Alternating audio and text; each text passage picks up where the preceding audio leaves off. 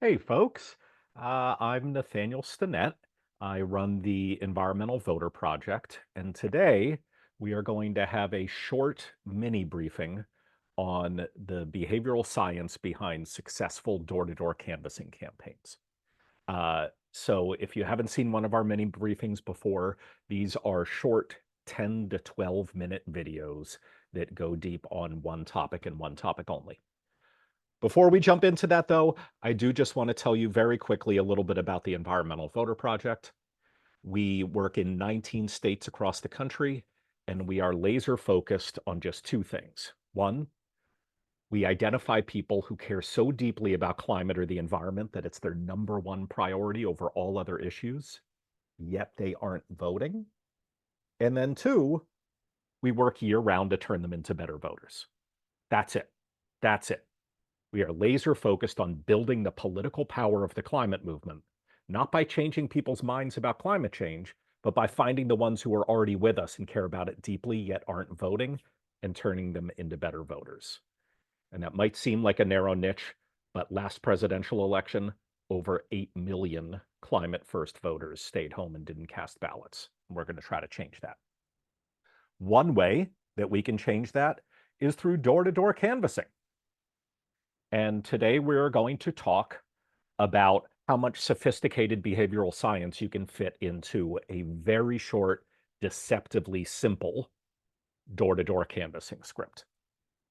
So our canvassing script is about 3 or 4 pages, but most of that is answers to frequently asked questions. Where is my polling place? Do I need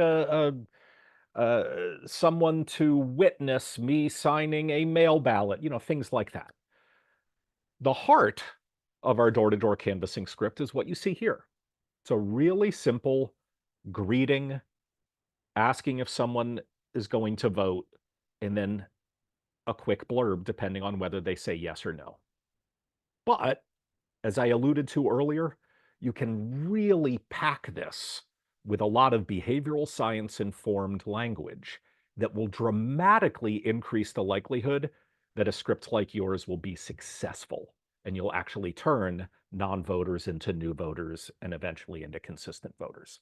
So let's take this bit by bit. First, we say, I'm a volunteer. If you are indeed a volunteer canvasser, mention that. Volunteer messaging is so much more effective than non-volunteer messaging. And so don't leave the voter wondering whether you are a paid canvasser or whether you are a solicitor for some, company trying to sell them encyclopedias or something like that. Lead with it. I'm a volunteer. I'm a volunteer with the Environmental Voter Project. All right. The next thing. Instead of asking if someone intends to vote, or asking about their plans, which is an open-ended question that makes it just as easy for them to say, no, I'm not going to vote, as it does for them to say, yes, I will vote. Think about your choice architecture. Think about the way that you ask the question so that it is harder for people to say, no, no, I won't vote. You'll notice this choice architecture, this question is, can I count on you to vote in this election? That doesn't make it impossible for someone to say, no, you can't count on me, but it does make it harder. And as we'll see later, it's very important, even when we're talking to non-voters, to try to get them to start verbalizing that they will vote. Not only does that make them then start imagining what it would be like to vote, but it lets you come back to them at a later point and remind them that they said that they were going to vote. Those are both very, very important things. All right. Next, let's say someone says, yes, I do plan to vote. Well, this is an opportunity, not just to say thank you or that's awesome, but it's an opportunity to help them now actually follow through on that. Because at least at the Environmental Voter Project, we are only talking to people on the doors if we think they are very unlikely to vote based on their previous voting record. So if someone says, yeah, I'm going to vote, it is totally possible that they're just trying to get rid of you, get away from my door so I can go back to watching the game or something like that. So we still want to work on them. And one way that we do that is we say, oh, that's great. It sounds like almost all of your neighbors are planning to vote too. That's some peer pressure, some very important peer pressure. When you talk to someone, we want them to think that all of their peer group is voting. We want to make it harder for them to do the opposite. We want to make it harder for them to cut against normative behavior, or at least what we're telling them is normative behavior, among their peers. Next thing, you give them some information, and then if someone has told you they're going to vote, you say, thanks for being a great voter.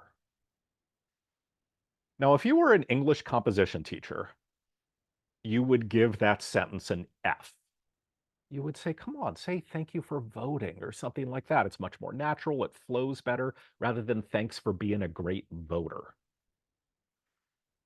But the weird thing about human behavior is we care much more about our identities and how we're viewed by other people than we do about the relative value of particular actions.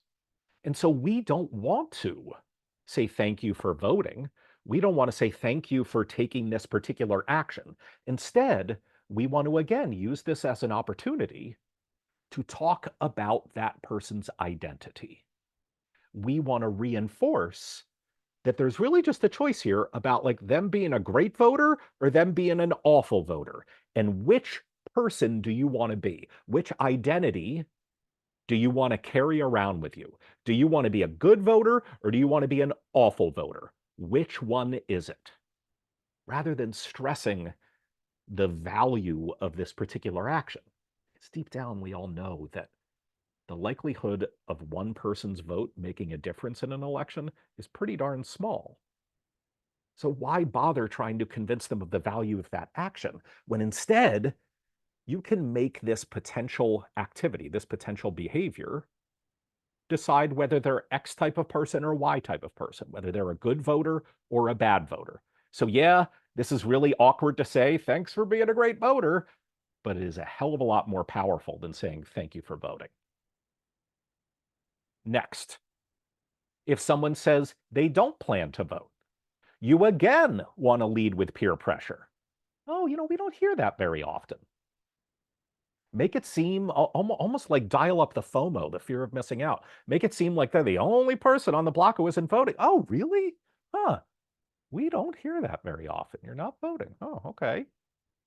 Because again, by definition, unless you are knocking on someone's door after election day, they still have time to change their mind. So use this as an opportunity. Next, would you be comfortable sharing what might make you change your mind and be a voter? Again, not end vote. Don't talk about the action. Talk about whether they're going to be a good voter or a bad voter. But it's really important to say, can you tell me what would change your mind? Don't ask them, why aren't you voting? Because then they start further rationalizing this decision that maybe they've made or maybe they haven't, but they start vocalizing all of the reasons for not voting. Oh my God, no, you don't want them to say that. You want them to say the opposite. You want them to imagine, okay, well, what would make you be a voter? Because then they'll start thinking about it and they'll start vocalizing it. And maybe they will start rationalizing to themselves a different behavior, being a voter. Now you'll see this is a very, very short script. Yet we packed a whole lot of sophisticated behavioral science in it.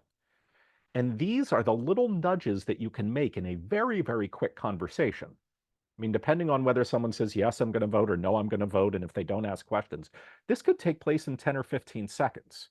Yet you could have 5 or 6 or 7 little nudges in there to increase the likelihood of that person actually voting. And yes, in case you're wondering, this does pretty dramatically increase turnout. All right, the last thing that I'll just say, because I alluded to this earlier. At the very beginning, when you ask if someone plans to vote, most people will be embarrassed, even if they don't plan to vote, and they'll say yes. Now, even if, as they say yes, deep down, they're just trying to get rid of you and they don't actually intend to vote, that's still valuable because now you have gotten them to say that they are going to be a voter. And that's like a trap closing on them.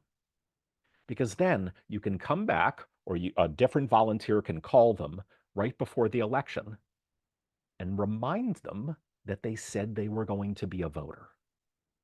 And this is important because one of the most powerful social norms that we have as human beings is that almost all of us want to be thought of as honest promise keepers. And if you speak to someone who's an awful voter, you get them to say that they're going to vote, and then you come back to them right before the election and you say, oh, Tuesday is election day, and I just want to remind you, a few weeks ago you said that you were going to vote, and Tuesday's your opportunity to follow through on that pledge. Well, now, instead of trying to convince them of the value of their one vote over a denominator of millions, you're equating the act of voting with whether they're an honest person who keeps their promises or not, which is a heck of a lot more powerful and more effective in increasing their likelihood of voting. This is just one randomized control trial that we have run. This was in November of 2023. Texas was having a general election. And in Austin, the Environmental Voter Project had a pretty robust canvassing operation. And compared to a control group of low propensity environmental voters, the people who we canvassed ended up turning out at a rate that was 3.5 percentage points higher than our control group. And that was a statistically significant impact, which means there was only a 5% likelihood that it was due to random occurrence. And a 3.5% jump in turnout might not seem like a lot to many of you, but it is everything in politics. Everything.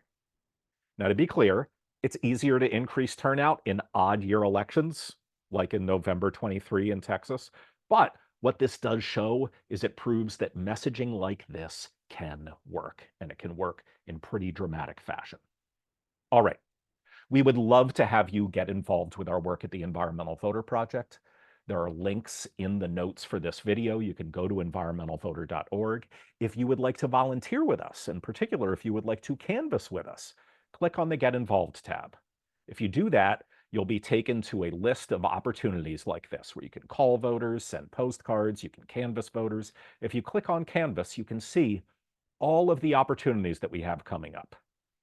And it's very, very easy. You just click on one of them. Say you click on Pittsburgh, and it will show you, okay, we're meeting October 19th, 10 a.m. This is where we're meeting. You just put in your name, your email, your cell phone number, so we can text you to figure out like how come, you aren't here or things like that. Or if you're out canvassing, we know how to get in touch with you. You will get trained by a volunteer leader. You will be given this script. You will be given a really, really easy way to track your voters. And perhaps most importantly, you'll be using messaging that has been proven to work in randomized control trials. So please go to environmentalvoter.org. If you know a lot of people who are volunteering for campaigns, please feel free to share this video with them. We want people to be able to learn from our experiments and to be able to learn from all the behavioral science that we stuff into our scripts. And if you're not yet subscribed to our YouTube page, please click subscribe so you can get a notification whenever we put out mini briefings like this. All right. Thanks a lot, folks. Bye.